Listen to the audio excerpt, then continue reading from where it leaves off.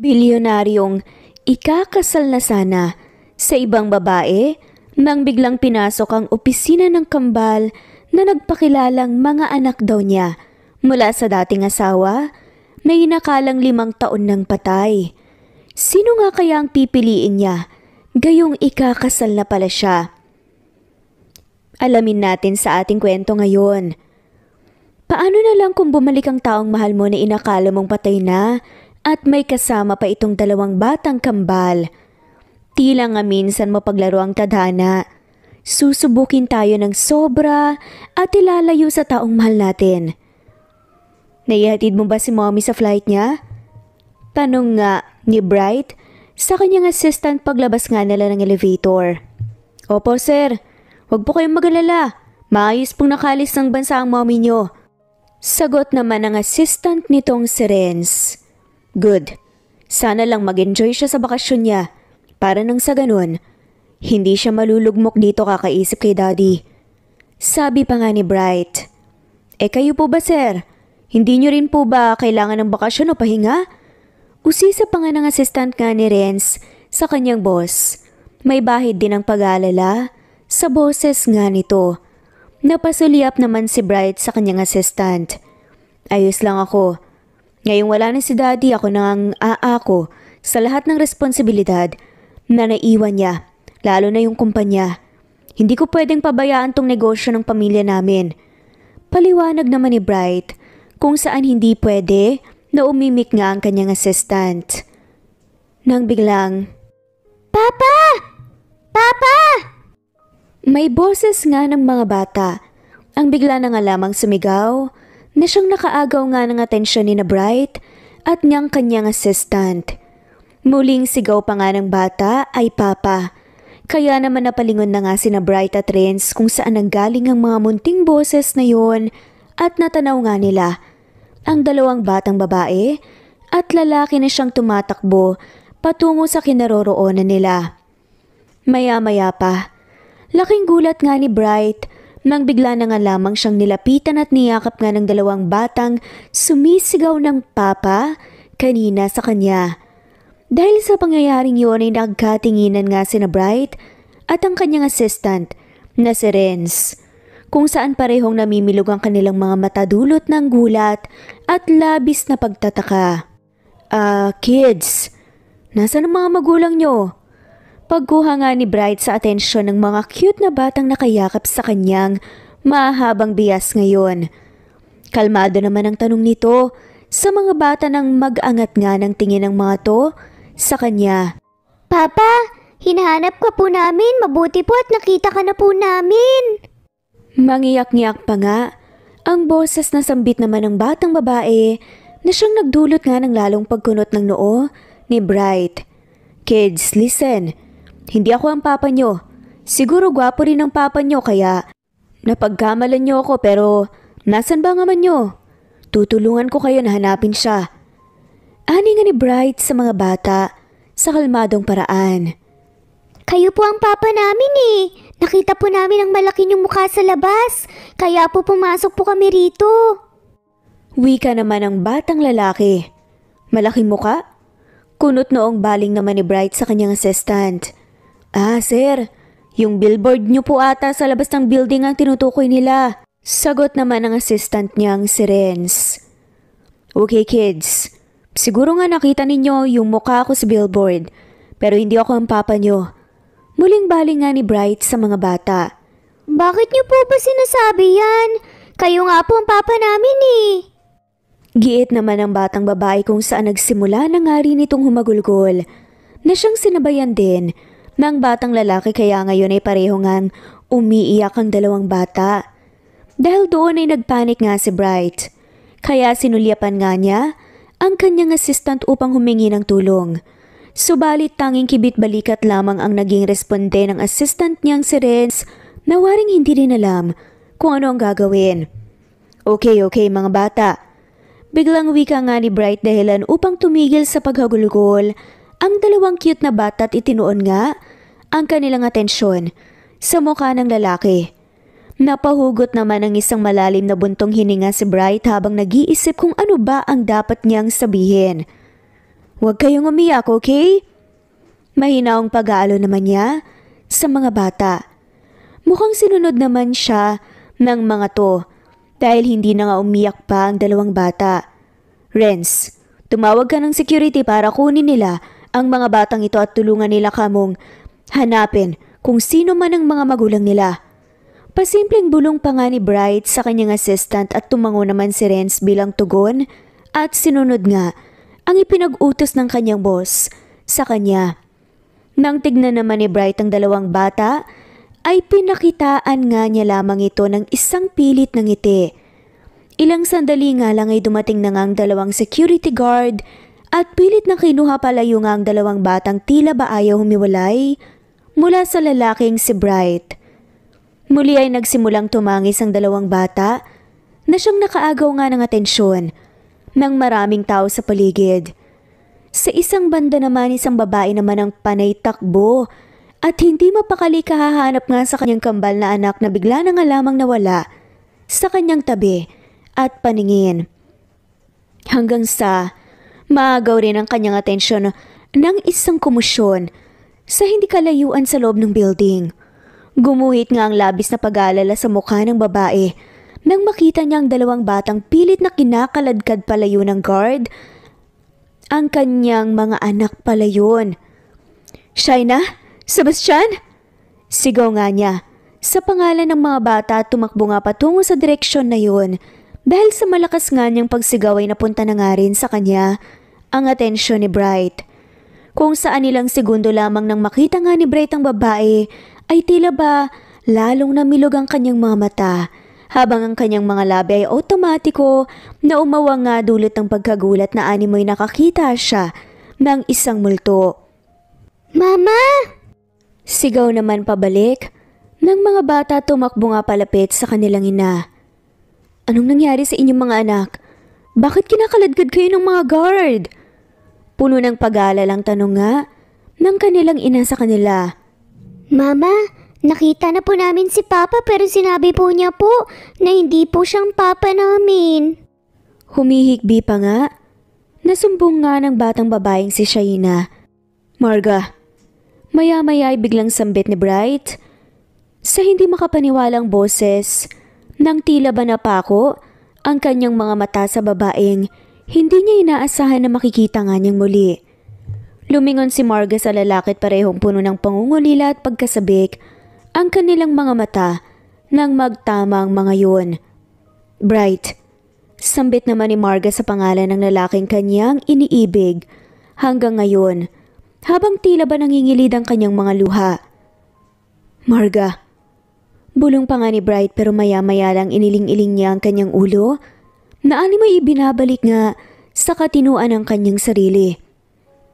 Sino ka? Sino nagbigay sa iyo ng karapatan na gamitin ang mukha ng babaeng mahal ko para lokohin ako? Biglang bulalas nga ni Bright na siyang nagdulot ng kirot sa puso ni Marga. Kasabwat mo ba yung mga batang yan, ha? Dagdag pa nga nito nang ituro nga niya ang mga bata na kanina lang ay tinawag nga siyang Papa. Bright, alam kong mahirap paniwalaan na nasa harapan mo ako ngayon. Alam kong hindi ganun kadaling paniwalaan na bigla na lamang susulpot yung taong matagal mong hindi nakita at nakasama. Naiintindihan ko na para akong isang multo sa paningin mo ngayon pero hindi kita niloloko. Hindi ka namin niloloko ng mga anak natin. Bright, ako to. Ako to, si Margaret. Yung girlfriend mo. Halos mangiyak-ngiyak nga na usal naman ni Marga habang hindi nga inaalis ang tingin sa lalaki. Napuno ng emosyon ng mga mata ni Bright nang magsimula na nga ring mangilid ang kanyang mga luha. Imposible yan. Patay na si Marga. Matagal na siyang wala. Hindi mo ko malilin lang. Seryosong wika pa nga ni Bright na animoy hindi kayang paniwalaan ng kanyang nakikita at naririnig. Naintindihan kita. Kung ako rin ang nasa posisyon mo baka iisipin ko na isa lamang itong panaginip. Pero sana naman bigyan mo kami ng pagkakataon na ipaliwanag ang lahat. Ani nga ni Marga sa boses na nagsusumamo. Guard, kunin na sila. Palabasin niyo ng building. Huwag mong hahayaan na makapasok sila ulit dito. Utos nga bigla ni Bright. Sa security guard saka tumalikod nga na animoy balak ng umalis na hindi man lamang inintindi ang sinabi ng babaeng si Marga. Kaagad namang tumakbo si Marga palapit kay Bright nang akmang kikilos na nga ang dalawang security guard para damputin sila. Bright, please. Bigyan mo naman ako ng pagkakataon para makapagpaliwanag ng ganun ay maging malinaw sa iyo ang lahat. Pakiusap pa nga ni Marga at doon na nga nagsimula ring tumakas ang mga luha mula sa kanyang mga mata. Nang marinig yun ni Bright, ay marahan naman niyang hinarap ang babae. Napalunok siya nang makita niyang umiiyak ang babae. Sa kanyang harapan kaya naman ibinaling niya sa ibang direksyon ang kanyang paningin upang hindi siya maapektuhan nito.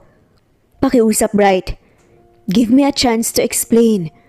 Pagsusumamo pa nga ni Marga. Napabuntong hininga naman si Bright bago tumingin sa babae at sinabing, sige, pagbibigyan kitang ipaliwanag ang lahat.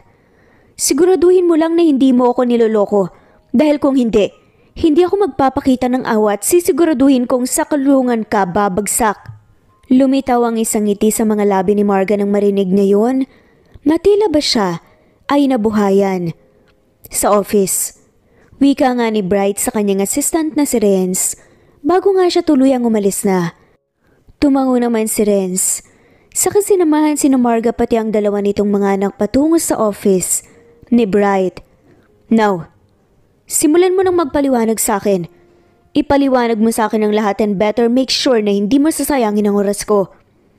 Usal pa nga ni Bright sa babae habang nakaupo nga sa sofa na nasa kanyang harapan. Magkatapat sila ngayon at madalas pa rin ang pag-iwas ng tingin ni Bright. Nawaring hindi kayang salubungin ang tingin ng babae. Iginala na nga muna ni Marga ang kanyang paningin sa paligid ng opisina.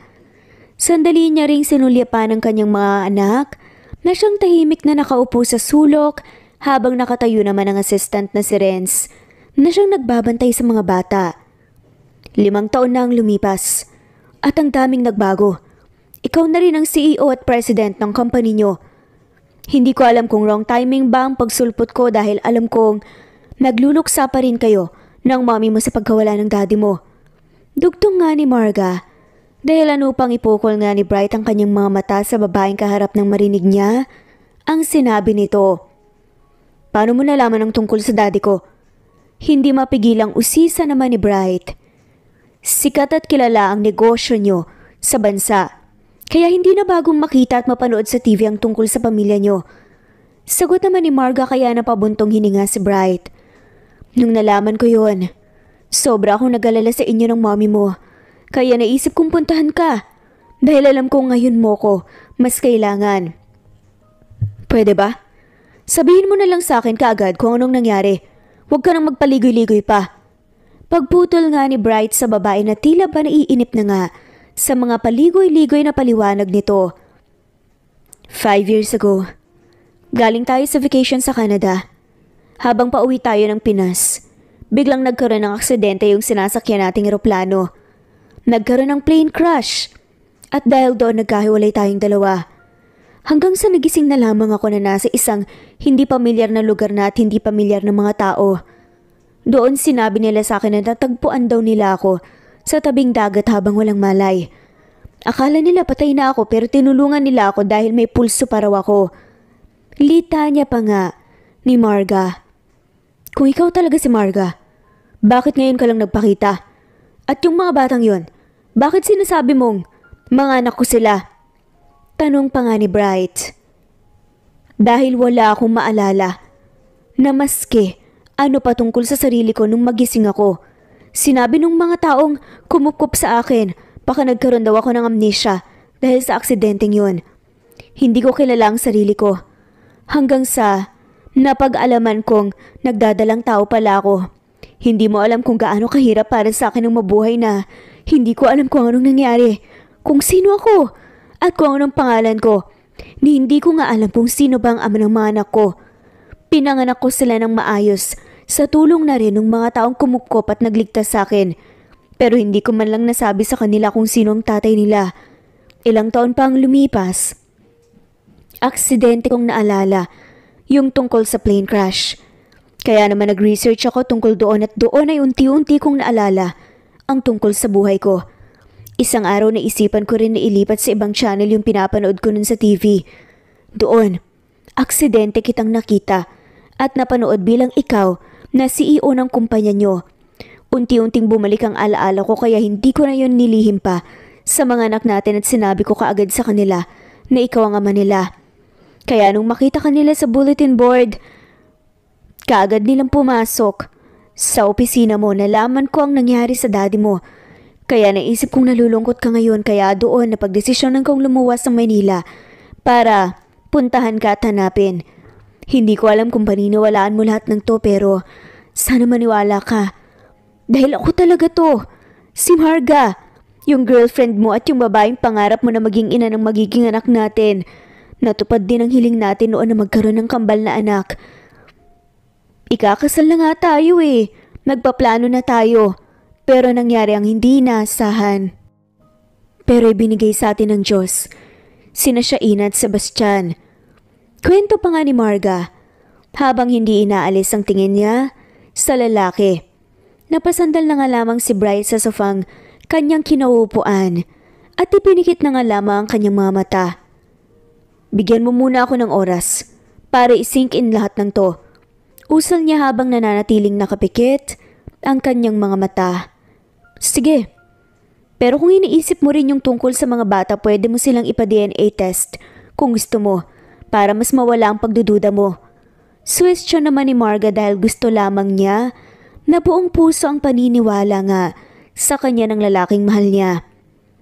Sige, gagawin ko talaga yan. Tugon naman ni Bright na hindi man lamang idinilat ang kanyang mga matang nakapikit pa rin. Automatic naman na nawala ang ngiti ni Marga sa mabilisang pagpayag na yun ni Bright dahil para sa kanya ibig sabihin lang nun ay talagang hirap ang lalaking paniwalaan ng kanyang mga sinabi. Subalit hindi niya ito masisisi dahil 5 taon ba naman ang lumipas at buong akala ng mga taong mahal niya. Patay na siya. Isa pa hindi rin naman siya nag-aalala dahil kumpiyansa naman siyang ito ang ama ng kanyang kambal na anak. Kung sana lang ay hindi nawala ang kanyang alaala marahil bumalik na nga siya kaagad sa lalaking pinakamamahal niya. Sige, alis muna kami ng mga bata. Ipapasyal ko na muna sila at dadalhin sa restaurant. Marahil kasi gutom na sila dahil sa mahaba naming biyahe. Huwag kang mag-alala. Hindi ka namin gugulhin hanggang matapos ang DNA test. Iiwan ko ang number ko kung sakali. Turan nga ni Marga at isinulat nga sa isang maliit na papel ang kanyang cellphone number, saka inilapag sa maliit na mesang nasa gitna ang pagitan nila. Tumayo si Marga sa kanilapitan ng kanyang mga anak at lumabas na nga sila ng opisina nang mawala na nga ang mag-iina. Doon lang idinilat ni Bright ang kanyang mga mata. Sir, okay lang po ba kayo? Tanong naman ng assistant ni Renz.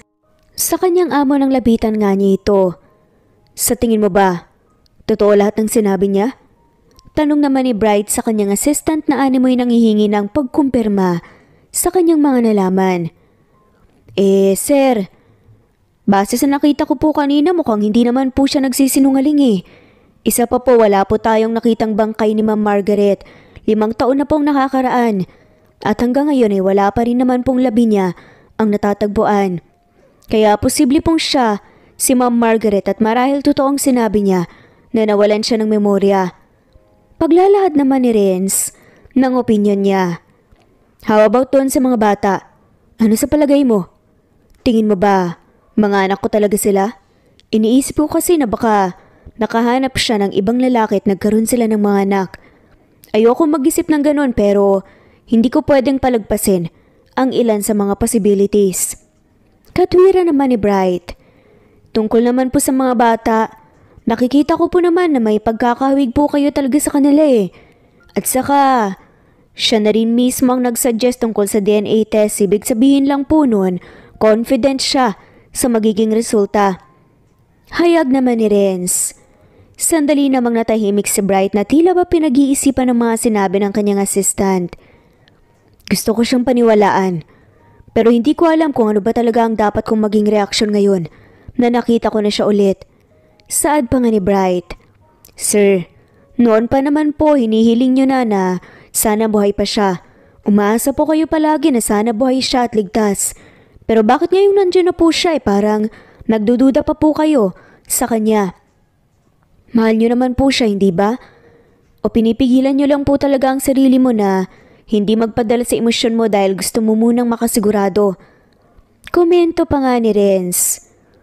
Maaring ang tama ka, pero sana nga totoo lahat ng sinabi niya. Kuhanan mo ng sample yung mga bata at gawin mo ang lahat para mas mapabilis ang resulta ng DNA test. Ani nga ni Bright na siyang tinanguan na nga lamang ng assistant nitong si Renz. Samantalang si Marga at ang kanyang mga anak ay nasa isang restaurant na malapit lamang sa building ni na Bright. Mama, ayaw pa rin po ba ni Daddy po sa atin? Biglang tanong naman ng batang si Shaina. Sa kanyang ina nang matigil nga ito sa pagkain habang nakabusangot ang muka. Oo nga po, Mama. Hindi po ba kami cute ni Shaina kaya ayaw niya po kaming tanggapin? Gatong naman din ng batang si Sebastian na siyang sumimangot na rin. Mga anak, huwag niyo ngang sabihin yan. Nabibigla lang ang papa niyo pero hindi ibig sabihin nun na hindi niya kayo gusto at hindi niya kayo mahal. Huwag kayong mag-alala. Hindi rin naman magtatagal makakasama na rin natin siya at mabubuo rin tayo bilang isang pamilya. Nakangiting pagkumbinsi pa nga ni Marga sa kanyang mga anak. Sige na, kumain na kayo. Kumain na nga rin si Marga at maya-maya nga lang, tumunog nga ang kanyang cellphone at nakita niya sa screen na may unknown number ang tumatawag sa kanya. Kahit na nga nag-aalinlangan ay sinagot niya pa rin ang tawag na yon. Hello? Pagsagot nga niya sa tawag. Nasaan kayo ngayon? Tanong ng isang boses ng lalaki sa kabilang linya na siyang nagpaawang nga ng mga labi ni Marga dahil nakalala niya yon kaagad. Nandito kami sa isang restaurant malapit lang sa building. Sagot naman ni Marga. Pagkatapos niyong kumain, pwede bang bumalik kayo kaagad dito? Kukuhanan lang namin ng sample ng mga bata. Tura naman ni Bright sa kabilang linya. Tumangutang naman si Marga kahit na hindi naman siya nakikita ng lalaki. Sige, babalik din kami kaagad dyan. Nang sabihin niyo ni Marga ay pinatay na nga ni Bright ang tawag. Matapos nga nilang kumain ay bumalik na nga sila kaagad sa building para kitain nga si Bright. Kinuhanan nga ng sample ng mga bata at hindi nga makapaghintay si Marga sa resulta dahil sabik na nga siyang makasama ang lalaking mahal na mahal niya hanggang ngayon. At dahil nga sa koneksyon at yaman ni Bright ay mabilis nilang nakuha kaagad ang resulta at ngayon ay hawak nga niya ito habang siya ay nasa kanyang opisina kasama ang kanyang assistant. Sir, hindi niyo po ba titignan ang resulta? Tanong pa nga ni Renz. Nang ilang minuto na nga ang lumipas ngunit tinititigan lamang ni Bright ang resulta ng DNA test. Humugot muna ng isang malalim na buntong hininga si Bright bago niya tuluyang kinuha ang resulta sa loob ng envelope at nang makita nga niya ay napayuko siya. Kamusta po ang resulta? Ano po? Usisa pa nga ni Renz. Nasaan sila? Tanong naman ni Bright na hindi man lamang sinagot ang tanong ng kanyang assistant. Nasa isang apartment po sila na malapit lang po dito. Base na rin po sa inutos niyong hanapan ko sila ng matutuluyan pansamantala. Sagot naman kaagad ni Renz. Hindi pa raw nagagawang mapuntahan ni Ma'am Marga yung pamilya niya dahil gusto niya munang maging maayos ang lahat sa inyo. Dagdag pa nga na sabi ni Renz. Ihanda mo ang kotse. Pupuntahan natin sila. Utos naman ni Bright sa kanyang assistant. Nang sila ay tumayo na nga at nilisan nga nilang opisina para puntahan ng mag-iina. At dahil malapit ang lugar na tinutuluyan nila, mabilis naman yun na napuntahan ni na Bright na siyang bumaba kaagad ng kotse at pumasok sa loob ng bahay na wala man lamang maski isang katok. Kaya nagdulot yan ng labis na pagkagulat sa mukha ni na Marga, pati na rin ng mga batang sina Shaina at Sebastian. Nakasalukuyang nasa sala habang naglalaro. Bright? Gulat na reaksyon naman ni Marga. Papa? Ano pong ginagawa niyo rito? Inosenteng tanong naman ng batang si Shaina. Pasensya na kung hindi na ako kumatok pa. Paghingi naman ng paumanhin ni Bright. Ayos lang. Pero ano bang sadya mo? Lumabas na ba ang resulta? Usisa pa nga ni Marga nang siya na nga ay tumayo at nilapitan nga si Bright. Napasulyap naman si Bright sa envelope na hawak nga niya at ibinigay na nga niya ngayon kay Marga. Tinanggap naman yun ni Marga at dali-dali niyang tinignan ang resulta ng DNA test sa kamuling tumingin sa mga mata ni Bright. Ilang segundo nga na nagkatitigan bago kumilos si Bright upang yakapin si Marga. Niyakap nila ang isa't isa ng puno ng emosyon at pagkasabik. Sa ilang taon nilang nagkahiwalay, sa yakap nilang yun ay ibinuhos ang labis na pangungulila nila sa isa't isa. Pasensya na kung hindi ako naniwala kaagad. Pasensya na kung nagduda ako. Sambit pa nga ni Bright habang magkayakap nga rin silang dalawa. Huwag kang humingi ng pasensya. Naiintindihan naman kita. Saad naman ni Marga. Kumalas na nga sila mula sa pagkakayakap at hinarap nila ang isa't isa kung saan hinawakan nga ni Bright ang pisngi ng babaeng pinakamamahal niya. Patawarin mo ko kung sumuko ako sa paghahanap ko sa iyo. Patawarin mo ko kung wala ako noong mga panahong nag-iisa ka at nahihirapan. Sorry kung wala ako sa tabi ninyo ng mga anak natin. Paghingi nga ng tawad ni Bright, nabatid ang labis na pagsisisi sa tono ng kanyang boses. Nangingilid na nga rin ang mga luha sa kanyang mga mata na anumang oras ay papatak na nga ang mga to. Napangiti naman si Marga habang hindi na nga niya napigilan pa ang pagtulo ng mga luha mula sa kanyang mga mata, nadulot nga nang sayang kanyang nararamdaman ngayon. Hindi mo kailangan humingi ng tawad dahil wala kang mang kasalanan. Sadyang pinaglayo lang talaga tayo ng tadhana dahil gusto nitong subukin tayo. Pero ngayong magkasama na ulit tayo, wala nang makapagpahiwalay pa sa atin. Mahal ko. Emosyonal pa nga na wika ni Marga. Yay! Bati na sina Mama at Papa! Nagtatatalon nga. Nahiyaw naman ang batang si Shaina. Dahil nga sa tuwa kaya napunta na nga sa kanyang atensyon ni na Marga at Bright. Sunod ngang nilapitan ni Bright ay ang mga batang kanya palang mga anak at ang mga ito naman ang kanyang niyakap. Humingi rin siya ng tawad sa mga to dahil sa ginawa nito nung unang beses siyang nilapitan ng mga bata. Lubos naman na masaya ang mga bata dahil sa wakas ay tanggap na nga rin sila ng kanilang ama. Samantala si Renz naman hindi nga mapigilan ng mapangiti habang pinagmamasdan ang kanyang boss na masayang kapiling ang babaeng mahal nito at mga anak na ngayon lamang niya nakilala. Bakit nga pala hindi mo pinupuntahan ng pamilya mo? Maya-maya pa itanong nga ni Bright kay Marga nang makatulog na nga ang mga bata. Pupuntahan ko rin naman sila. Sadyang una lang kitang hinanap dahil sabik na kitang makita. Malamang katulad mo ay magugulat din sila kapag nakita nila ako at may kasama pang mga bata. Usal naman ni Marga. Hanggang ngayon, nagsisisi pa rin ako na tumigil ako sa paghahanap sa'yo. Gusto kong magalit sa sarili ko, Marga, dahil hinayaan kong maniwala na wala ka na talaga. Nalulungkot pa nga na saad nga ni Bright. Hinaplos naman ni Marga ang pisngi ni Bright. Ano ka ba? Huwag mo nang isipin yan. Ang mahalaga naman ngayon magkasama na ulit tayo. Ngumiti naman si Bright at dinampian nga ng halik ang noo ni Marga. Sobrang namiss kita. Hindi mo alam kung gaano ko kasaya na nandito ka ngayon sa harap ko. Sobrang saya ng puso ko dahil kapiling na ulit kita. Hindi lang yun, dahil nagkaanak pala tayong dalawa. Sana lang hindi ka na ulit mawala pa sa akin. Dahil hindi ko nakakayanin pa kapag muli tayong magkalayo at magkahiwalay. Pangako, hindi na tayo muling magkakahiwalay pa. Ani pa nga ni Marga. Muling napangiti nga si Bright nang marinig nga niya. Hanggang sa biglang dumako ang mga mata niya sa mga labi ni Marga. Unti-unting nilapit ni Bright ang mga labi niya sa mga labi ni Marga hanggang sa naglapat na nga ang mga ito. Dahil sa gulat ay kaagad nga na nagpabitaw si Marga sa halik na yon kaya naman nagtaka si Bright nang kunot noon niyang tinignan si Marga.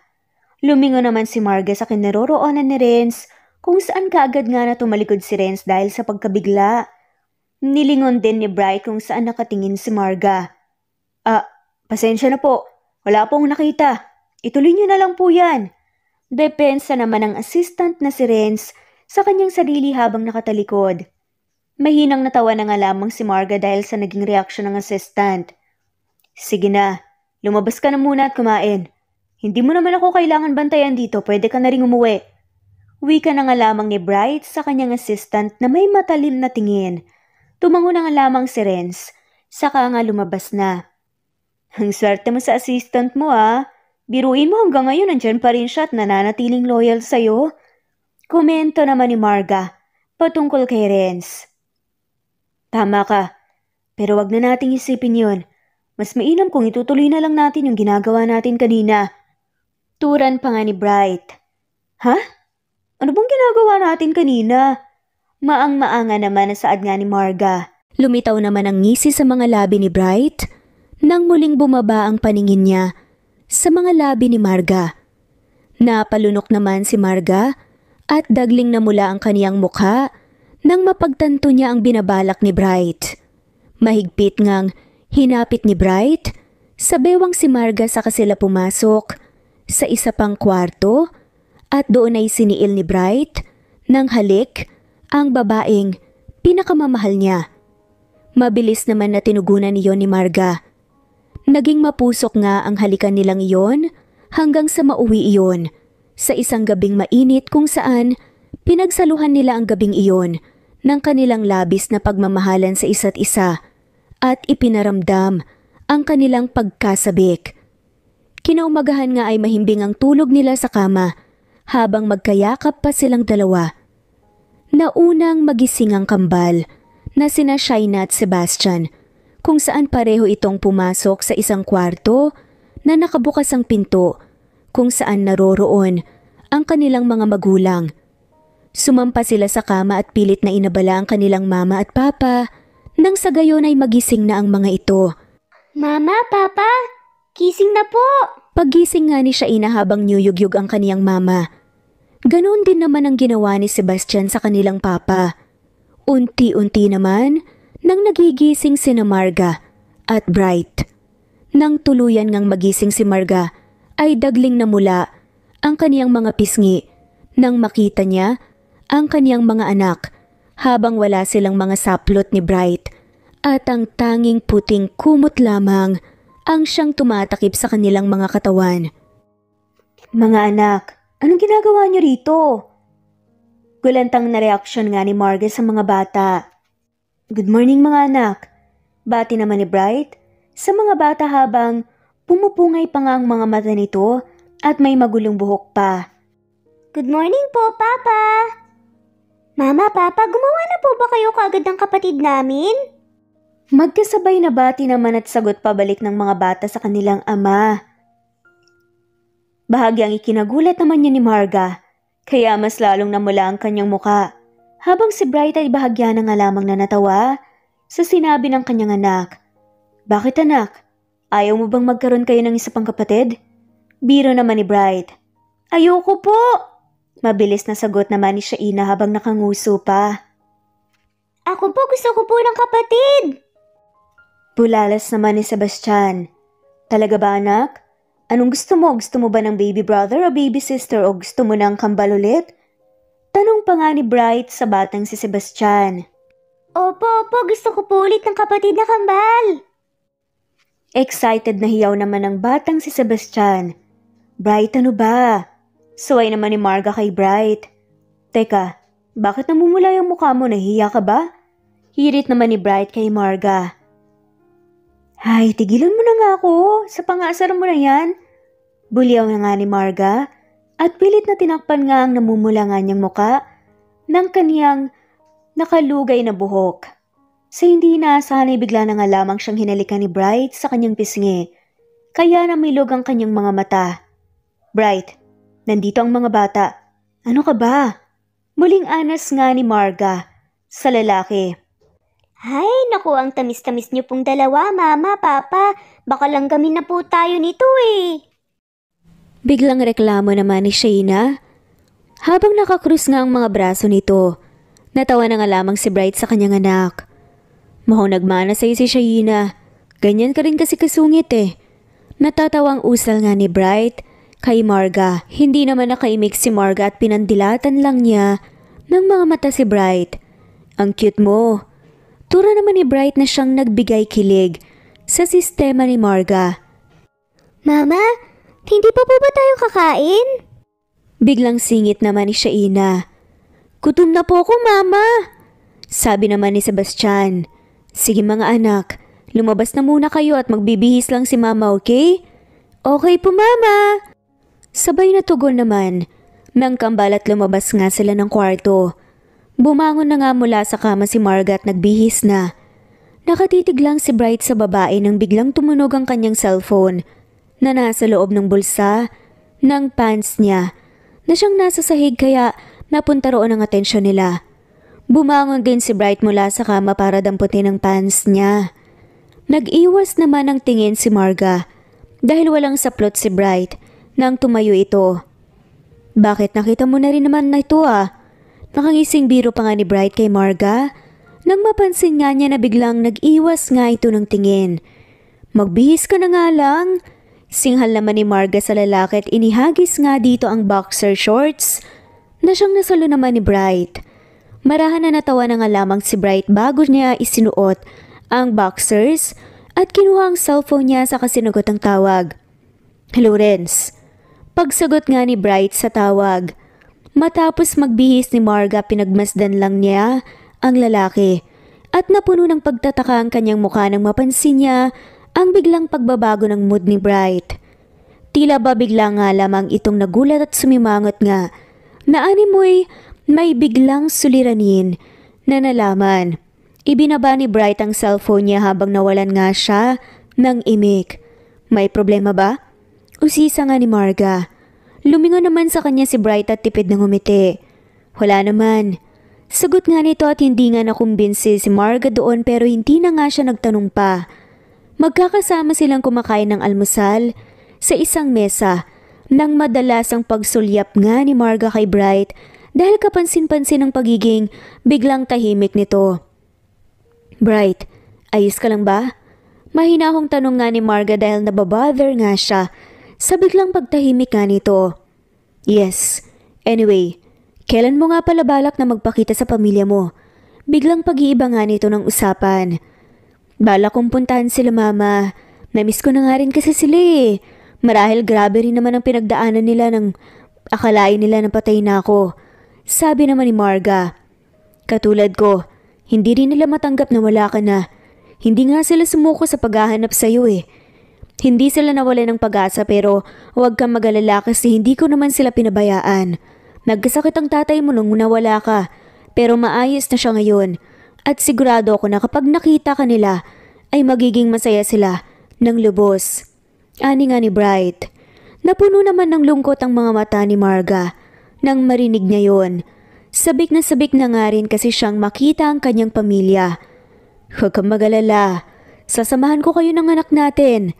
Alok nga ni Bright na siyang nagdulot ng ngiti sa mga labi ni Marga. Makalipas nga ilang oras hindi na nga naman nabigo pa ni Bright si Marga dahil sinamahan niya ang mga to at hinatid nga sa tirahan ni Marga kung saan naroroon ang kanyang pamilya. Magkahalong kaba at excitement nga ang nararamdaman ni Marga sa kasalukuyan dahil makikita niyang muli ang kanyang pamilya makalipas ang ilang taon niyang pagkawala. Nag-ipon muna ng lakas ng loob si Marga habang nandyan si Bright bilang kanyang suporta at pumasok na nga sila sa loob ng bahay. Dahil hindi naman nakalock ang gate at kumatok na nga si Bright sa pinto.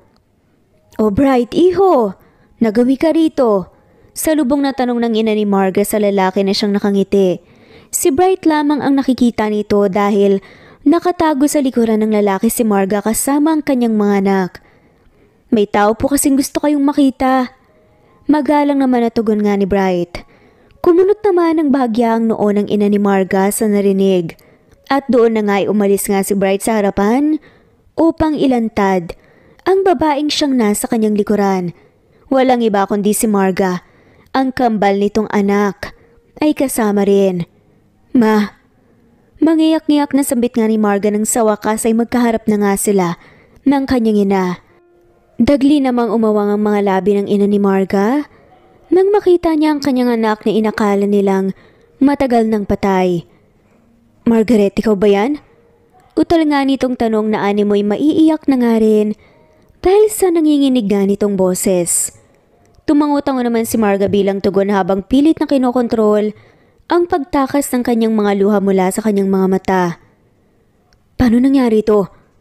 Hindi makapaniwala ang reaksyon pa nga ng ina ni Marga. Ma, sino po ba yung bisita natin? Tanong naman ng isang boses sa loob ng bahay na animoy palapit na nga rin sa kanila. Ma, sino po ba yan? Tanong nga ng isang lalaking lumitaw na siyang kaagad ng laki ang mga mata nang makita nito ang taong kausap at kaharap ng kanyang ina. Marga? Ano to? Nagmumulto ka na ba, ha? Bakit ngayon ka lang nagparamdam? Puno ng panunumbat pa nga na reaksyon naman ito kay Marga na inakala nga niyang isang multo. Dahil doon ay bahagyang natawa si Marga. Kuya, ano ka ba? Hindi ako multo, no? Pasinghal pa nga natugon naman ni Marga sa kanyang kapatid. Mas lalo ngang hindi makapaniwala ang kuya nitong si Jeyo kung saan hindi na ito nakapagsalita pa at niyakap na nga lamang ng mahigpit ang kapatid nitong si Marga. Hindi ko alam kung ano ba ang dapat kong maging reaksyon ngayon. Pero masaya ako na buhay ka. Sambit nga ng kuya ni Marga matapos nilang maghiwalay sa isa't isa mula sa pagkakayakap. Anak ko, naiiyak nga na usal naman ang ina ni Marga kung saan ito naman ang yumakap sa kanya. Napayakap nga rin ng sobrang higpit si Marga sa kanyang ina kasabay ang pagtulo ng kanilang mga luha dahil sa labis na pagkasabik. Sunod namang sumulpot ay ang ama ni Marga na siyang hindi nga rin makapaniwalang makita at malaman na buhay pa pala ang anak nito.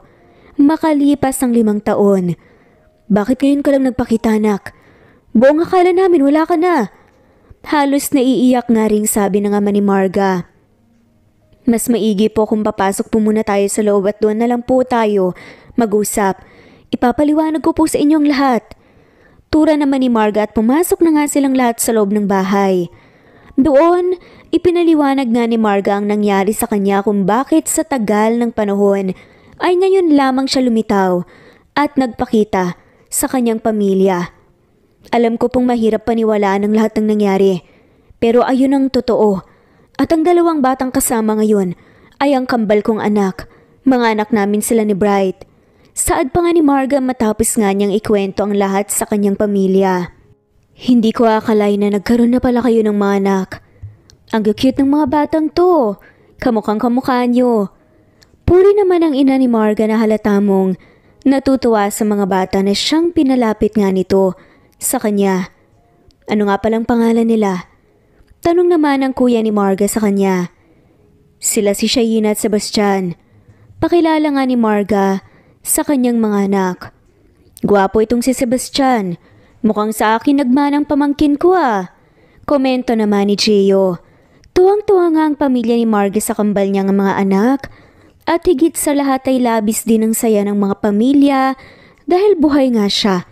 At ngayon nagbalik nga siya. Napangiti na nga lamang si Marga habang pinagmamasdan niya ang kanyang pamilya na siyang masaya sa kanyang pagbabalik. Sa kabilang banda, napalingon si Marga kay Bright na siyang nakaupo nga sa sofa nang mapansin nga niyang kanina pa nga ito tahimik. Bright, okay ka lang ba? Parang kanina ka pa yata tahimik siya na. Usisa nga ni Marga sa lalaki. Nababahala na nga rin kasi siya dahil hindi siya sanay sa pagiging tahimik nga nito na animoy may iniisip ang lalaki dahil na nga rin sa pagkakakilala nga niya rito. Okay lang ako, wag mo kong isipin. Sagot naman ni Bright na may tipid nga ng ngiti sa kanyang mga labi. Sige na, pwede ka namang umuwi na muna. Alam kong may mga importante ka pang dapat na asikasuhin. Huwag mo kaming isipin ng mga anak natin, dito na muna kami, mag-i-stay na sa pamilya ko. Saad naman ni Marga nang hawakan nga niya ng kamay ni Bright. Huwag mo kong alalahanin. Nandoon naman si Renz para asikasuhin ang mga dapat na asikasuhin mas kailangan niyo ako ngayon. Huwi ka naman ni Bright. Bright, okay lang naman kami. Sige na, magkikita pa naman tayo eh. Pwede ka namang pumunta rito kahit kailan mo gusto. Ayoko lang naisipin ng mommy mo na mapapabayaan mo ang kumpanya niyo dahil sa akin. Usal pa nga ni Marga. Pero Marga, ayos lang naman talaga. Giit naman ni Bright at sakto naman ang pagtunog nga ng kanyang cellphone at nakita nga nila sa screen nito na tumatawag sa kanya ang kanyang assistant na si Renz. Batuwi ka agad si Mommy. Tanong kaagad nga ni Bright sa kanyang assistant nang siya ay maupo nga sa kanyang swivel chair sa kanyang opisina. Babalik rin po kasi ng Pilipinas si Ma'am Kay, kaya naisip po ng mommy mo na sabay na lang po silang uuwi rito. Tugon naman ang assistant na si Renz. Nasa po naman ni Bright ang kanyang noo at mariin na ipinikit nga ang kanyang mga mata. Sir, paano po pala si Ma'am Kay? Paano po pala ang mommy niyo at paano rin po si Ma'am Marga? Biglang tanong nga ni Renz na baka sa boses ang pag-aalala. Humugot naman ng isang malalim na buntong hininga si Bright at tumiling-iling. Hindi ko alam pero kailangan ko tong harapin. Saad nga ni Bright. Ikakasal na po kayo ni Ma'am Kay. Sasabihin niyo po ba yan kay Ma'am Marga? Usisa pa nga ni Renz. Hindi pa naman kami kasal ni Kay. Isa pa, mahal ko si Marga. May mga anak kami. Ngayon ko lang sila makakasama ulit at hindi na ako papayag pa na malayo sa akin ang babaeng mahal ko. Seryosong wika naman ni Bright. Nabalot nga sila ng katahimikan dahil sa problemang kanilang kinakaharap ngayon. Kinabukasan ay abala nga si Bright sa kanyang opisina dahil tambak nga ang mga dokumentong kailangan niyang pirmahan at hindi niya batid na balak nga siyang sorpresahin ng kanyang mag-iina na siyang nagpasyang puntahan siya. Excited ang mga bata pati na nga rin si Marga habang naglalakad sa building nang sa hindi inaasahan ay bigla na nga lamang silang may nakabanggaan na babae. What the heck? Sigaw ng babaeng nakabangga nga ng mga bata. Sorry po, hindi po namin sinasadya. Kagad na paumanhin naman ang batang si Sebastian sa babae. Anong hindi sinasadya? Goodness, bakit pa kasi may mga bata rito? Inis na sigaw pa nga ng babae na binaliwala lamang ang paumanhin ng batang si Sebastian. Miss, pasensya na. Hindi naman sinasadya ng mga anak ko yung nangyari eh. Isa pa ikaw kasi itong nakatuon ng atensyon sa cellphone habang naglalakad. Kaya wag mo naman sanang sigawan ang mga anak ko. Sabat naman ni Marga. Dahil sa pagsabat nga niyang yun ay tinaasan nga siya ng kilay ng babae. Anak mo palang mga makukulit na batang yan?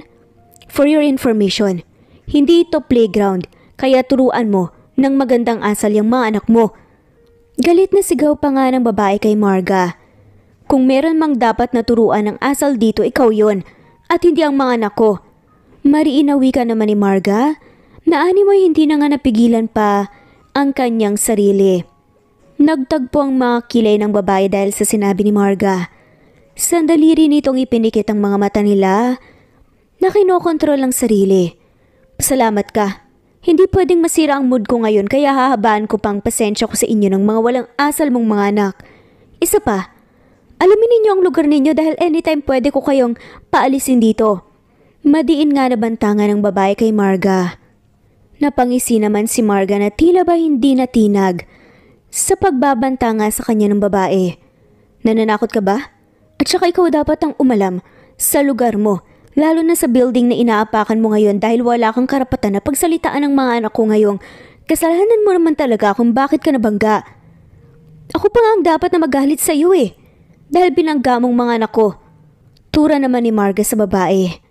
Alam mo masyado kang matapang. Dapat sa'yo kinakaladkad palabas ng building na to.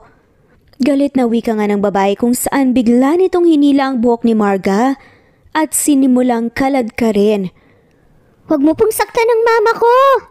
Sigaw naman ng batang si Shaina na siyang hinihila na nga rin ng damit ng babae upang pigilan ito sa ginagawa nito sa ina nilang si Marga. Bitiwan niyo po si mama, huwag niyo po siyang sasaktan! Pag-aawat na nga rin ng batang si Sebastian kung saan kasalukuyan tinitong hinihila ang isang kamay ng babae. Lintik na mga bata to! Bitiwan niyo nga ako! Reklamo nga ng babae kung saan marahas nga niyang itinulak ang mga bata dahil ano pang pareho na ngang natumba sa sahigang kambal na magkapatid na sina Shaina at Sebastian. Hulang iya ka! Wala kang karapatan na saktan ng mga anak ko! Galit na sigaw na nga lamang din ni Marga dahil sa ginawa nga ng babae. Dahil sa galit at labis na pag-aalala sa mga anak ay buong puwersa na itinulak nga ni Marga ang babae upang mabitawan siya nito at doon ay kinuha nga niya ang pagkakataon na yon upang sampalin ng malakas ang babae. What the hell? Sino ka para sampalin ako?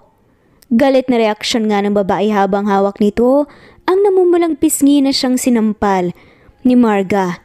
Hindi na pinansin pa ni Marga ang babae at nilapitan na nga niya kaagad ang kanyang mga anak. Siya, Sebastian, ayos lang ba kayo? Nasasaktan ba kayo? Alalang tanong nga ni Marga sa kanyang mga anak habang tinutulungan niya ang mga itong tumayo mula sa pagkabagsak ng mga ito sa sahig. Ayos lang po kami, Mama. Tugon naman ng batang si Sebastian. Sakto naman nakalalabas lang ng elevator ni na Bright kasama ang kanyang assistant na si Renz.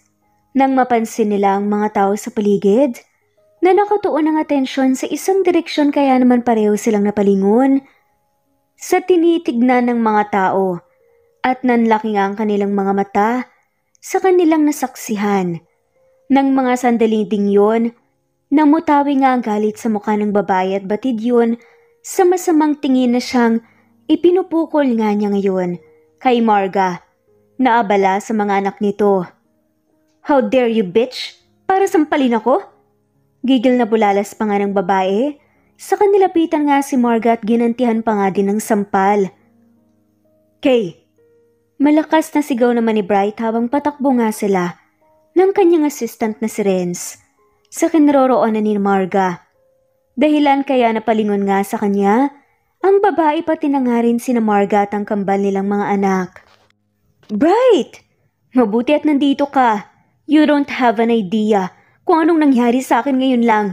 Hindi ko ina-expect na ganito ang mangyayari sa akin pagkagaling ko ng ibang bansa. Ani mo'y isang batang sumbong nga ng babae kay Bright nang lapitan nga nito ang lalaki. Anong nangyayari dito? Unang tanong nga ni Bright at nagpapalit-palit ang kanyang tingin kina Marga at Kay.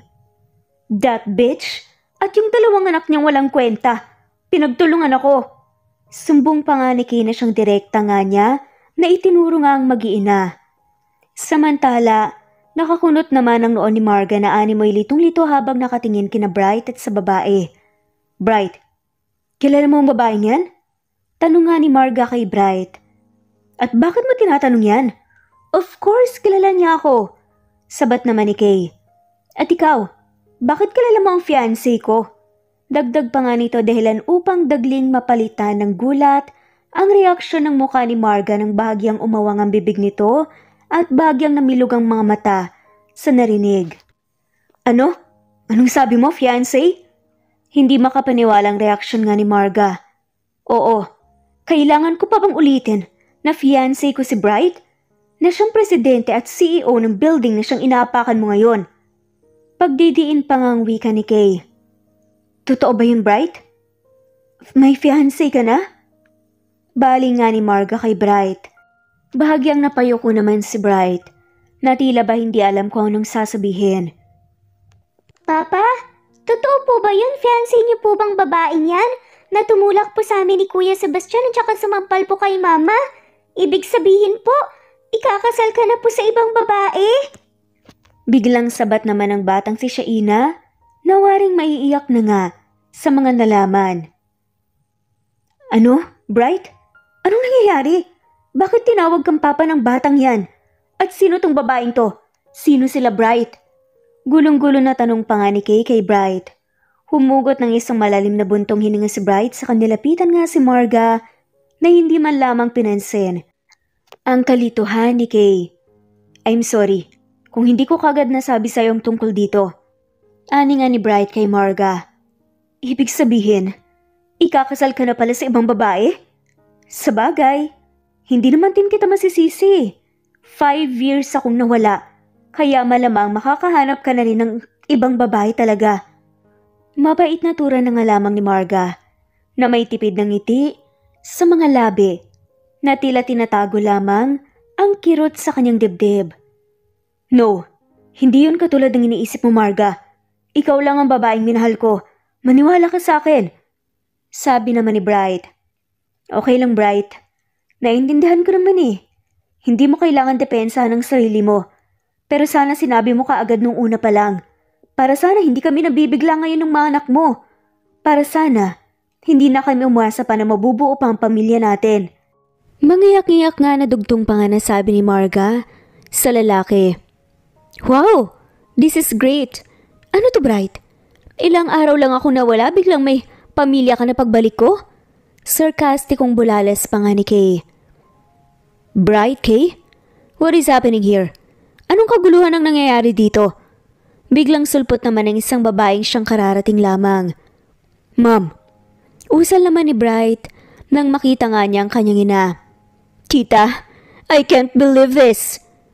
Kaagad na sumbong naman ni Kay sa ina ni Bright nang lapitan nga niya ito at niyakap. Okay, bakit ka umiiyak? Anong nangyayari? Nalilitong tanong naman ang ina ni Bright kay Kay. Hindi po ako makapaniwala na nangyayari to, tita. Alam niyo rin po bang tungkol dito, ha? Tanong nga ni Kay sa mommy nga ni Bright nang kumalas siya mula sa pagkakayakap rito. Anong sinasabi mo, iha? Nagugulo ang tanong naman ng mommy ni Bright. Tita, hindi ka po maniniwala sa malalaman nyo. Bumalik na po yung dating girlfriend ni Bright na akala nating lahat patay na. Tapos may kasama pang 2 bata na anak daw ni Bright. Hindi po ka panipaniwala, di ba? Litanya pa nga ni Kay sa mommy nga ni Bright. Teka, totoo ba yung mga sinasabi mo, Kay? Tita, nandito nga sila eh. Hindi nga po ako makapaniwala na excited akong uuwi tapos ganito ang bubungad sa akin. Tugon naman ni Kay. Bumaling nga ng tingin ng mommy ni Bright sa babaeng kaharap nga nito. Hindi kasi nito makita ang mukha ni Marga dahil nakatalikod dito. Kaya naman naglakad nga siya palapit dito upang makita nito ang mukha ni Marga ng malapitan. Ikaw nga, hindi makapaniwalang reaksyon nito nang tuluyan na nga nitong makaharap si Marga. Kung ganun, buhay ka pa pala talaga? Bakit ngayon ka lang bumalik? Hindi mo ba alam kung gaano nagdusang anak ko dahil sa pagkawala mo at pag-aakala namin lahat na patay ka na? Mommy, wag niyo pong sisihin si Marga. Wala po siyang kasalanan. Nawalan po siya ng alaala kaya hindi po siya nakabalik kaagad pero noong bumalik yung alaala niya, kaagad niya po akong pinuntahan at binalikan. Pagtatanggol pa nga ni Bright kay Marga sa kanyang ina. Napalingon naman ang mommy ni Bright sa 2 batang nakatayo lamang at nakatingin nga sa kanya. Sila ba yung batang sinasabi ni Kay ng mga anak mo raw, Bright? Tanong nga nito sa kanyang anak habang ang kanyang mga mata ay nakapukol lamang sa 2 inosente at cute na bata. Yes, mommy. Sila sina Sebastian at Shaina. Kambal po sila. Nakangiting pakilala nga ni Bright sa mga anak niya sa kanyang ina. Sigurado ka bang mga anak mo sila? Tila may pagdududa pa nga ang tanong ng mommy ni Bright sa kanya. Mommy, ang totoo niyan. Nang unang beses na lumapit nga sa akin, ang 2, nagduda rin po ko. Kaya pina-DNA test ko po sila kaagad at ka-match ko po ang mga bata kaya mga anak ko po talaga sila. Anak namin ni Marga, sina Sebastian at Shaina, na mga apo ninyo. Tugon naman ni Bright. Dahil nga sa sinabi ni Bright, ay nilapitan nga ng mommy nito ang mga apo nito at unti-unting napangiti. Walang duda, mga apo ko nga kayo. Kuhang-kuha ninyo ang mata ng daddy nyo. Sambit nga ng mommy ni Bright at niyakap nga ang 2 bata. Hindi naman napigilan ni Marga ang mapangiti habang pinagmamasdan ang mommy ni Bright na siyang nakayakap nga sa kanyang mga anak. Habang si Kay naman ay tila balalong napaluha nang makitang wala na nga siyang kakampi pa, kaya naman mas pinili na nga lamang nito na mag-walk out. Kay! Mabilis na tawag nga ni Bright sa dalaga na mapansin niya itong paalis na. Huminto naman si Kay at humarap nga sa kanya. Mag-usap tayo. Usal pa nga ni Bright at wala namang nagawa pa si Kay kundi ang pumayag kaya nag-usap nga sila sa opisina ni Bright habang nasa lobby naman sina Marga kasamang mga anak niya at ang mommy ni Bright. Kay, totoo bang tinulak mo yung mga bata kanina? Panimulang tanong pa nga ni Bright sa dalaga. Bright, sila itong pinagtulungan ako. Hiyaw naman ni Kay. Pero nakita ko rin kung paano mo sinampal si Marga kanina. Mariin na sabi naman ni Bright. Gumanti lang ako kasi siya ang unang nanampal sa akin. Ano to? Sisermonan mo lang ba ako dahil sa nangyari kanina kaya gusto mo akong makausap ha? O sasabihin mo ba sa akin na wag na nating ituloy ang kasal kasi mabubuo na kayo ng pamilya mo? Asik nga ni Kay, nananatiling nanunubig nga ang mga mata. Alam kong unfair to sa'yo, pero Kay ayoko lang na masaktan ka pa nang dahil sa akin. Ayokong isipin mo na ginawa kitang rebound or what, pero alam naman nating pareho na simula pa lang ipinagkasunduan lang ng mga magulang natin ang tungkol sa pagpapaksal natin. Kay, mahal ko si Marga. Kahit na ilang taon siyang nawala, hindi nagbago ang nararamdaman ko para sa kanya. Ngayong kasama ko na siya ulit, hindi ko nakakayanin pa kung malalayo pa siya sa akin lalo na ngayon na may mga anak pala kami. Kay, maniwala ka man sa hindi. Pero sinubukan ko. Sinubukan kong mahalin ka dahil na-appreciate kita na ikaw yung nandyan ng mga panahong bagsak na bagsak ako. Kaya nga, ayokong maging unfair sa'yo. Dahil deserve mo ng taong mamahalin ka talaga ng totoo. At masusuklian ang pagmamahal mo. At hindi ako yun. Lita niya nga ni Bright sa dalaga. I knew it. Inasahan ko ng ganyan ang sasabihin mo sa akin. Usal nga ni Kay habang pinapahiran niya gamit ang kanyang palad ang mga luwas sa kanyang pisngi. Pero huwag kang mag-expect na susuko na lang ako basta-basta. Dahil mahal kita, Bright. Mahal kita. Hindi ako papayag na basta na lang akong susuko dahil lang sa mga sinabi mo. Aalis na muna ako. Ani nga ni Kay at lumabas na nga ng opisina. At nakasalubong naman ito, si Marga. Siguro nga mahal ka talaga ni Bright. Pero huwag kang pakampante. Kasi hindi ako basta lang susuko. Ako yung nandyan sa tabi niya nung mga panahong wala ka. At kailangan niya ng karamay. Kaya gagawin ko rin ang lahat para iparealize sa kanya na mas kailangan niya ako kaysa sa'yo. Usal pa nga ni Kay, kay Marga bago siya tuluyang umalis. Napabuntong hininga na nga lamang si Marga at napailing-iling bago nagtungo nga sa opisina ni Bright. Nadatnan niya ang lalaki na nakasandal sa swivel chair habang nakapikit ang mga mata. Kaya naman tumikim siya upang makuha ang atensyon nito.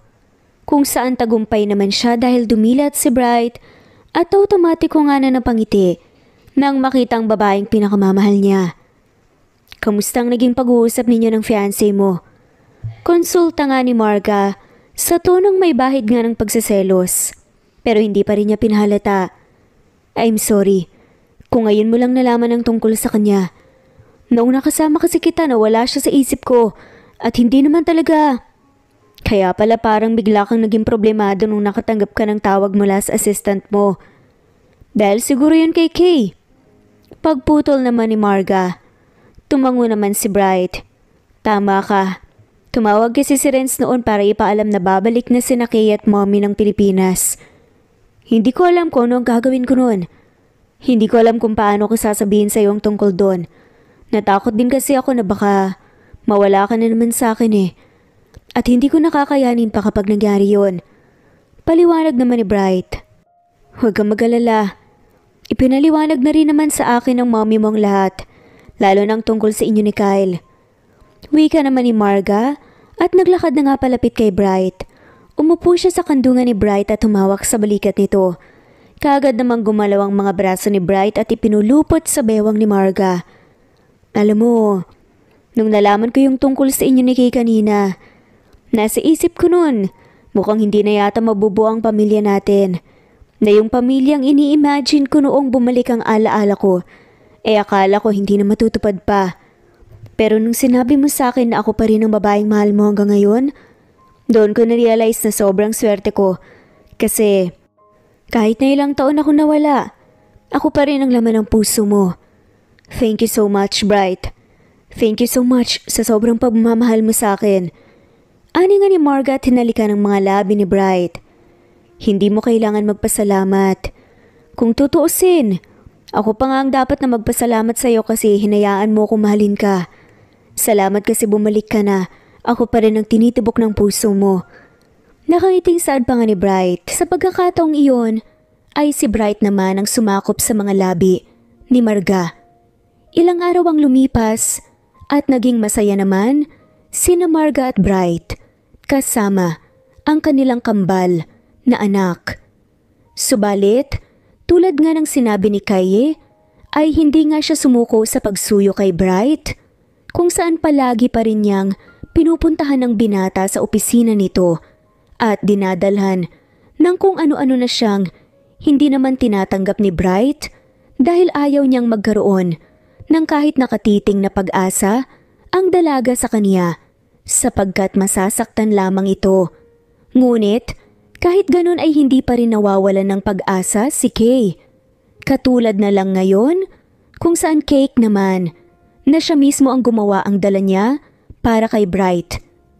Kay, ilang ulit ko bang dapat sabihin sa'yo na itigil mo na itong ginagawa mo? Please, Kay. Ayaw kitong masaktan. Kaya maaari bang huwag ka nang umasa pa sa akin? At yung cake na dala mo, na-appreciate ko na binake mo yan para sa akin pero I'm sorry. Still, hindi ko pa rin matatanggap yan. Malungkot ang boses na muling sabi at pagtanggi ni Bright sa dalaga. Napabuntong hininga nga si Kay at automatic na bumagsak ang mga balikat niya. Ayoko na. Suko na ako. Hiyang-hiya na ako sa sarili ko sa mga ginagawa ko at saka mukhang kahit naman anong gawin ko, mukhang hindi naman na magbabago yung isip mo. Ay nako. Puno ng lungkot at pagkabigong usal nga ni Kaye sa kapadabog na lumabas ng opisina dala ang cake na siyang muling hindi tinanggap ni Bright. Bumungad naman sa kanya sa labas ang assistant ni Bright na si Renz kung saan napatingin siya sa cake na hawak niya at inabot iyon kay Renz. Oh, sa'yo na lang to. Total hindi naman tinanggap ng amo mo, sayang naman kung itatapon ko na to. Bahagyang nagulat pa si Renz nang ibigay sa kanya ang cake. Ngunit mas pinili na nga lamang niyang tanggapin ito upang hindi mapahiya ang dalagang si Kaye. At sakto naman ang pagdating ni na Marga kasama ang kambal. Ano yan? Hindi ba ulit tinanggap ni Bright ang dala mo para sa kanya? Usisa naman ni Marga patukoy sa cake na hawak ngayon ni Renz. Oo na, ikaw lang talaga ang mahal niya. At kahit anong gawin ko, hindi niya talaga ako kayang mahalin. Ikaw nang bida. Suko na ako. Inis na bulalas pa nga ni Kay kay Marga bago ito nag-walk out. Sinunta naman ang tingin ni Marga si Kay at napahugot na nga lamang siya ng buntong hininga. Sayang naman ang effort niya. Sana makahanap na siya ng lalaking mamahalin siya ng tunay. Wika na nga lamang ni Marga na tila ba nahahabang na nga sa sinapit nga ng dalaga. Tito Renz, cake po ba yan? Tanong naman ng batang si Sebastian sa hawak nga ni Renz. Oo, cake nga to. Gusto niyo ba? Alok naman ni Renz sa mga bata. Opo! Sabay na sagot naman ng dalawang bata na animoy excited nga na matikman ang cake. Naku Renz, kung hindi mo na itatanong paborito nila ang cake. Sabat naman ni Marga habang medyo natatawa. Ganun ba? Sakto, pagsaluhan na natin to. Ani na nga lamang ni Renz kaya nagtatatalo ng mga bata dahil sa tuwa. O siya, iwanan ko na muna sa'yo Renz yung mga bata. Pupuntahan ko lang si Bright. Bilin nga at paalam nga ni Marga sa assistant nga ni Bright. Tumango na nga lamang si Renz. Huwag ka mag-alala Ma'am Marga. Ako nang bahala sa kambal. Napangiti nga si Marga at pumasok nga sa loob ng opisina kung saan naabutan nga niya nga bala sa mga dokumento si Bright. Busy ka? Tanong nga niya sa lalaki. Hindi naman gaano pero may mga tinatapos lang ako para magkaroon ako ng oras para maasikaso ang kasal natin. Sagot naman ni Bright. Ha? Kasal? Kunot noong reaksyon naman ni Marga. Nawaring walang ideya sa sinabi ni Bright. Yup. Tatango-tangong tugon naman ni Bright. Bakit ayaw mo bang maikasal sa akin? Akala ko ba mahal mo ko? Nakangusong hirit naman ni Bright sa nagtatampong boses. Siyempre gusto ko. Kaya lang nagulat lang ako kasi hindi ka pa naman nagpo-propose sa akin eh. Nakangusong sambit naman ni Marga at naupo na nga lamang sa sofa. Bahagyang natawa si Bright sa naging reaksyon ng babaeng mahal niya. Tumayo siya nang itigil nga niya ang kanyang kasalukuyang ginagawa upang tabihan si Marga sa sofa at niyakap niya. Kahit naman siguro hindi ako mag-propose eh, pakakasalan mo pa rin naman ako, hindi ba? At paano ka naman nakakasiguro, Aber? Taas ang kilay nga na belta nga ni Marga. Bakit? Tatanggihan mo ba ako? Na maging asawa mo? Malay mo biglang magbago ang isip ko. Wika naman ni Marga. Talaga ba? Tatanggihan mong maging asawa ang gwapong tulad ko? Tingin mo ba makakahanap ka pa ng lalaking kasing gwapo ko, ha? Natawa naman si Marga sa sinabi ng lalaki. Alam mo ang hangin mo talaga. Singhal na nga lamang niya dito. Totoo naman na. Kaya nga patay na patay ka sa akin noon pa man eh. Kasi sobrang kagwapuhan sa akin dati. Pagpapaalala pa nga ni Bright sa nakaraan. Correction lang. Kaya kita minahal at kaya ako patay na patay sa'yo dahil sa kung ano kang klaseng tao at hindi dahil sa gwapo ka, okay? Pagtatama naman ni Marga sa sinabi ng lalaki. Bonus na lang yung pagiging gwapo mo. Dugtong naman ni Marga. Pakasal na nga tayo ngayon na. Biglang pag-iba na nga lamang ng usapan ni Bright. Ano bang nakain mo, ha? At saka bakit ka ba nagmamadali na ikasal tayo? Kasi hindi na ako makapaghintay pa na maging asawa ka at makasama kayo ng mga anak natin sa iisang bahay. At gusto ko na rin na dagdagan sina Sebastian at Shaina. Pilyong tugon naman ni Bright. Bright, ano bang sinasabi mo dyan? Kung makasabi ka naman na gusto mo ng dagdagan ng kambal, akala mo ganun lang kadali ang magbuntis at saka mga anak ka. Singhal naman ni Marga habang nagsisimula ng mamula ang kanyang mga pisngi. Ika nga, the more the merrier. Katwira naman ni Bright habang may pilyong ngiti sa mga labi. Alam mo, ang cute mo kapag namumula ka. Hirit pa nga nito. Tigilan mo nga ako sa pangasar mo.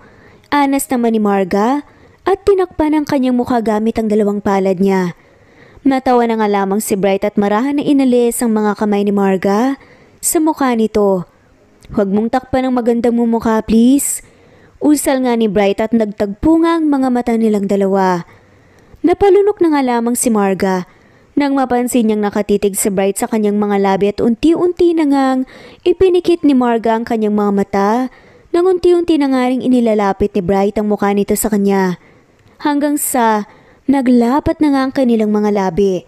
Subalit wala pang ilang minuto nang maglapat nga ang labi nila ay bigla namang bumukas ang pinto kaya mabilis na nga silang naghiwalay.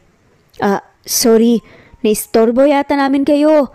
Paumanhin naman ng mami ni Bright na siyang biglang nagbukas ng pinto kasama ang kambal na apo. Hindi naman po, mami. May kailangan po ba kayo?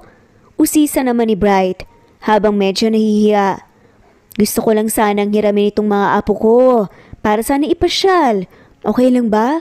Paghingi ng permiso nga ng mami ni Bright sa kanila. Oo naman po. Okay lang naman po. Sa katunayan gusto rin po talaga ng mga bata na makasama po kayo sa pamamasyal. Nakaiting wika naman ni Marga sa mami ni Bright.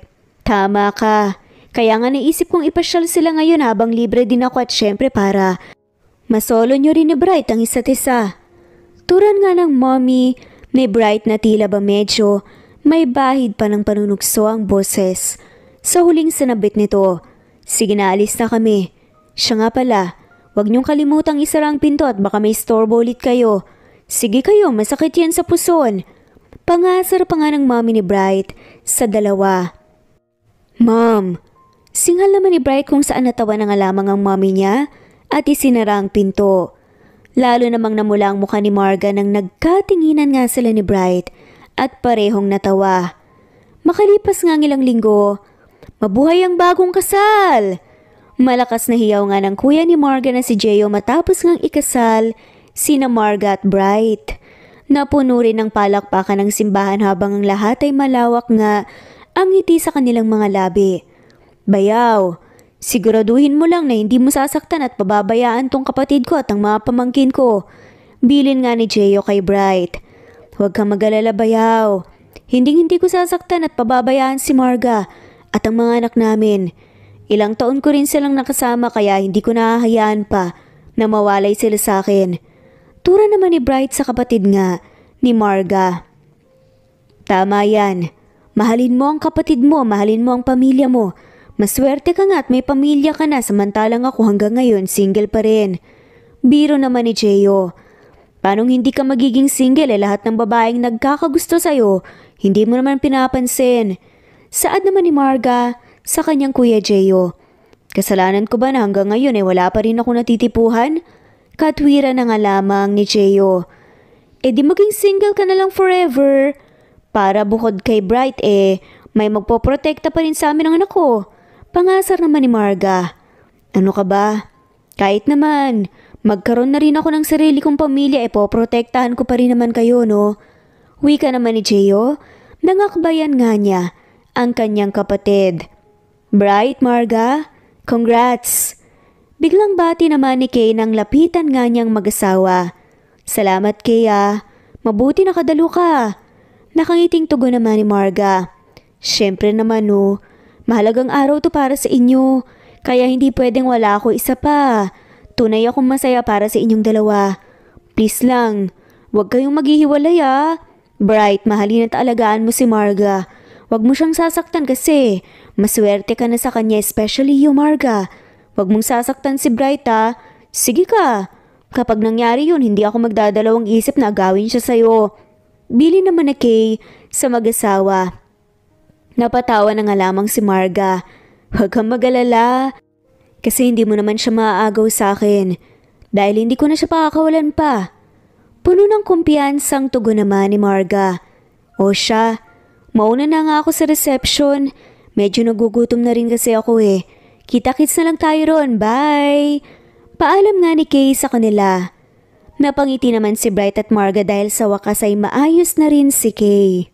Nilingon naman ni Marga ang kanyang kuya at kaagad na napakunot ang kanyang noo nang makita niya itong natulala sa isang direksyon at nang sinundan niya kung saan ito nakatitigay na pangisi nga siya at tumikhim. Mukhang ngayon natitipuan ka na kuya. Pasari nga ni Marga sa kanyang kapatid. Mukhang tama ka nga na love at first sight yata ako. Pagsang-ayon naman ni Gio habang ang kanyang paningin ay nakapukol nga sa kinaroroonan pala ni Kay. Napailing-iling na nga lamang si Marga nang bigla na nga lamang umalis ang kanyang kapatid at nagtungo sa direksyon ni Kay. Pwede bang dumiretso na lang tayo sa honeymoon natin? Biglang bulong naman ni Bright sa kanyang asawa, dahilan upang maging mapula ang mukha ni Marga. Bright, ano na naman ba yung sinasabi mo? Nahihiyang suway naman ni Marga sa asawa. Gusto na kasi kitang masolo Isa pa, gusto ko na rin na bumuo tayo ng another kambal. Bulong pa nga ni Bright sa mismong tenga ni Marga. Pumeke naman ng ubo si Marga at hindi na nga pinansin pa ang sinabi ng asawa. Kaya naman napangisi na nga lamang si Bright dahil batid niya ang epekto noon sa kanyang asawa. Hindi naman nagtagal ay dumating na nga ang kotseng sasakyan nilang mag-asawa papuntang reception venue. Kaya naman hindi na nga nagsayang pa ng oras si Bright at kinarga na napa-bridal style si Marga. Napuno nga rin ng hiyawan ng paligid dulot ng kilig. Napaka-romantic naman kasi talagang tignan kung paano nga itrato ni Bright ang babaeng pinakamamahal nitong si Marga. At kitang-kita kung gaano nila kamahal ang isa't isa. Kaya minsan, akala natin kapag nawalay tayo sa mga taong mahal natin, akala natin wala ng pagkakataon na makasama pa natin ulit sila. Ngunit may kasabihan nga na kung kayo talaga. Napatunayan nga yun ni na Bright at Marga na sinubok ng isang trahedyang siyang nagpahiwalay sa kanilang dalawa na matagal na panahon. Subalit hindi napalitan sa mga puso nila ang pagmamahal nila para sa isa't isa. Nanatili silang tapat at tunay sa kanilang mga nararamdaman. Kaya naman sa huli ay sa altar pa rin ang naging bagsak nila at nabuo pa nga ang kanilang pamilya. At dito na nga po nagtatapos ang kwentong pagmamahalan ni na Bright at Marga. Maraming salamat po sa lahat.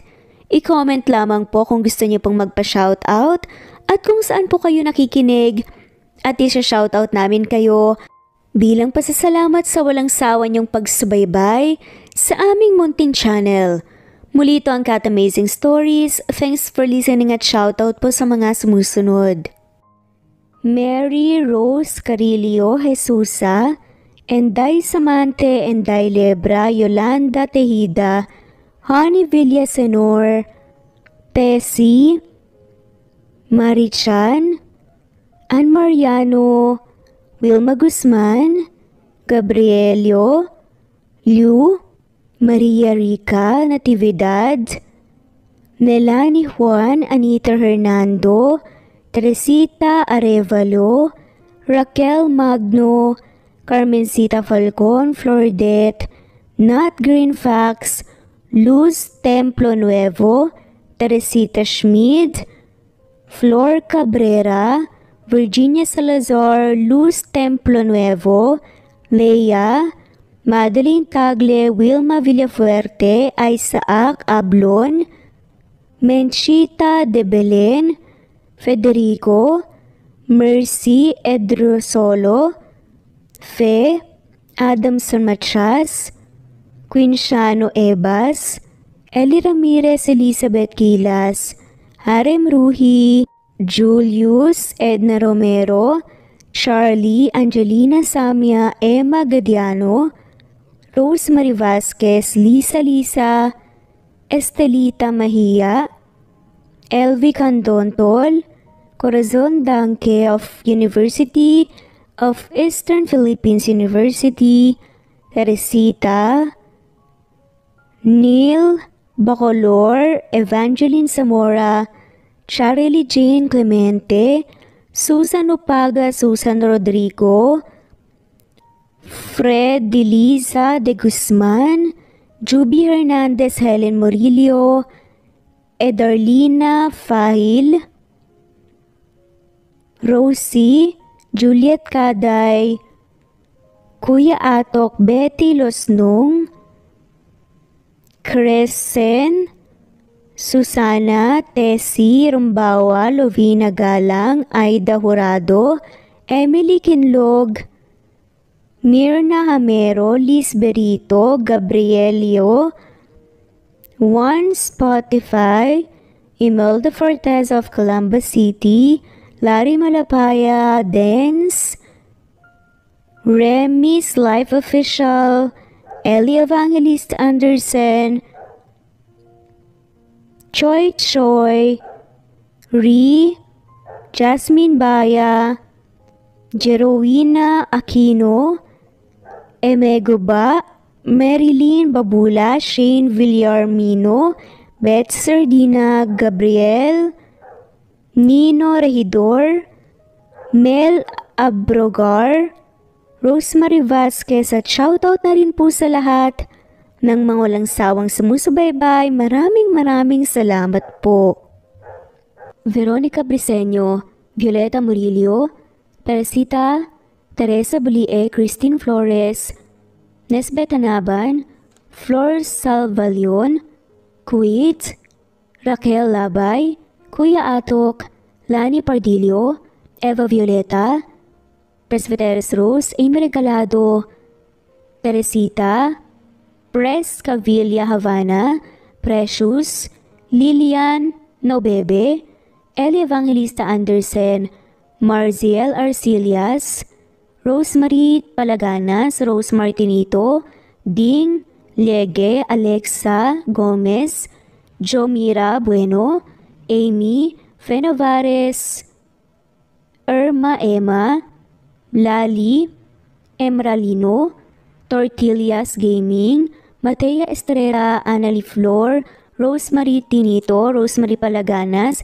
Excelsis Tagala, Emily Kinlog, Rosemary, Penning Escal, Neri Cabangon, Lucia Baldo, Rosemary Vasquez, Londono Villas, Faye, Rosemary, Angelo, Vicky Adlaon, Mercy Villantes, Rezeline Unday, Allen, Ace, Nino Regidor, Jeyo Cadtec, Escapades, Matilda, Irma Valerio, Agustina Aniceto, Cecilia Alvior, Naitan Canada, Lily Roda Barcial, Eli Ramirez, Doris Day Pangan, Lynn Lee of Macau, Reyes, Rebecca Tezuka, Noel Macero, Rizalina Credo, Mitchie Karch, Romel Carion, Juliet Panlilio, Lynn, Merlilyn Zenny Marion, Benoni Anya Lucas from Bacolod City, Merlina Aparata, Annalyn Nantes, Flordet, Lorena Utod, Faye Anita Hernando, Roach Ann Rodriguez, Alfonso Torres, Angeline Serrano Latawan, Pasita Elazar, Batang Ibunan, Adela Tangpep, Felicidad Carrion, Presbyteros Rose, Connie Dayawon, Miras Channel Annali Flor, Lisa, Reynaldo Balmeo, Arlene Gabayno, Flor de Lina, Edelwina Villadon, Lina Almazon, Rowena Gabukay, Ramonita Umadhay, Lina Almazan, Eileen Glagana, Waynoni, Anya Lucas, Porcupine TV, Alexa Ani Gomez, Jeyo Cadtec, Jessica Vargas, Teresita Schmid, Marlene Yales, Natalie Navarro, Beth Sardina, Teresita, Ellie Bitasolo, Romana Gorospe, Rosemary Vasquez, Ana Victoria, Alexander Hidalgo Jr., Leonidas Manalang, Nino Regidor, Helen Murillo, Megan Manuel, Anita Hernando, Mer Bendoy, Corazon Danke, Hermogenes Dupal, Nitz Nebria, Violeta Murillo, Eli Evangelista Anderson, Benigna Delicana, Buenaventura Belna, Armenda Tula, Isaac Ablon, Enday Lebra, Waynoni Anya Lucas, Marilyn San Jose, Shirley Rose Hamayan, Berry, Nitz, Vida Dichosa, Berto Manuzon, Nitza, Eli Ramirez, Maria Merly Brogada, Elvi Candontol, Nenita Fene, Juliet Kaday, Harem Ruhi, All About My Dogs, Angelina, Samia, Merlin Baroza, Maria Luisa Abichuela, Yale, Lina Cruz, Kincia Nuevas, Geraldine Agustina Aniceto, Carmencita Falcon, MJ Peder, Imelda Forteza, Chari, Melds Nagales, Julieta Hermosura, Zenaida Porter, Rosemary Corpus, Mona Lisa Chiba, Ruby Baskugin, Prima Jane Del Larmino, Presbyteros Rose, Once Flor Jr., at shoutout na rin po sa lahat na mawalang sawang sumusubaybay. Maraming salamat po. Thanks for listening and God bless po sa ating lahat.